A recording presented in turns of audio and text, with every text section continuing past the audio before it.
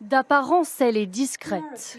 Le problème, c'est qu'elle entend tout et qu'elle peut tout répéter. Alexa, c'est une enceinte connectée. Vous pouvez lui poser des questions ou lui donner des ordres, comme le montre cette publicité. Bien. Un objet à la mode que son créateur Amazon a décidé de suivre de très près. Partout dans le monde, la firme paie des employés pour écouter 9 heures par jour ce que captent ces engins connectés. C'est ce qu'affirme une très sérieuse agence de presse américaine. Pour certains amateurs de technologie, c'est un choc. Ça me fait froid dans le dos, c'est très dérangeant. Ma vie regarde personne, je raconte ce que je veux à qui je veux. Je me dis que peut-être elle m'espionne, du coup ça me botte pas trop d'en avoir à la maison. En magasin, certains vendeurs eux-mêmes semblent étonnés. C'est possible ça qu'ils écoutent Franchement, je vois pas ce qu'ils peuvent en faire. Très honnêtement, c'est les États-Unis, je vois pas ce que la vue d'un Français peut leur apporter.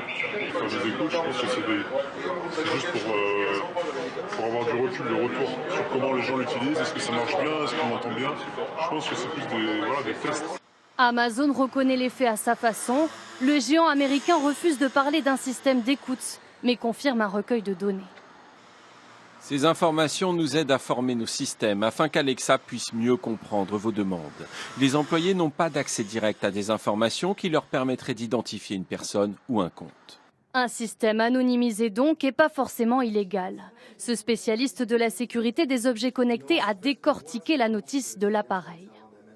Déjà, d'une part, le fait que votre voix est enregistrée sur les serveurs d'Amazon et donc elle n'est pas traitée localement chez vous. Et d'autre part, que quelquefois, votre enceinte ne va pas vous comprendre. Seule parade pour l'instant, effacer soi-même via un téléphone portable la mémoire de cette indiscrète. Des enceintes dites intelligentes qui viennent tout juste d'arriver dans ce magasin. Entre 50 et 400 €, elles promettent d'obéir à la voix de leur utilisateur pour par exemple faire des achats automatiquement ou contrôler le thermostat d'une maison. Et toutes les marques s'y mettent. En quelques mois, on passe effectivement d'un produit qui n'existait pas à des rayons de plusieurs mètres et plus d'une centaine de références disponibles avec les produits assistants intégrés à l'intérieur. Et les ventes explosent. Déjà plus de 250 000 exemplaires vendus en 4 mois. Mais existe-t-il un danger pour la vie privée des utilisateurs ? Chez certains, l'enceinte intelligente fait déjà partie du quotidien. Il suffit de lui parler, par exemple, « Ok Google, allume les lumières ». « Ok Google, mets France Inter ». Ok, voici France Inter sur TuneIn. Ça évite en fait de reprendre des objets et simplement par la voix de manière très naturelle, on commence à piloter notre intérieur. Mais cet assistant numérique n'est-il pas aussi un mouchard ? Pour le vérifier, nous avons utilisé une enceinte intelligente pendant 4 jours.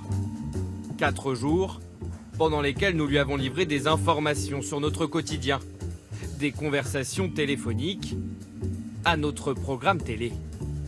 Le constructeur conserve un enregistrement de toutes ses utilisations de l'appareil, comme cette question enregistrée le 17 juin. Quel est le programme télé ? Il connaît également notre rythme quotidien. Ainsi, le 15 juin, le fabricant sait que nous avons quitté notre domicile à 9h10 pour y revenir vers 20h. Notre vie privée est-elle compromise ? L'enceinte a aussi réponse à cette question. Que fais-tu de mes données personnelles ?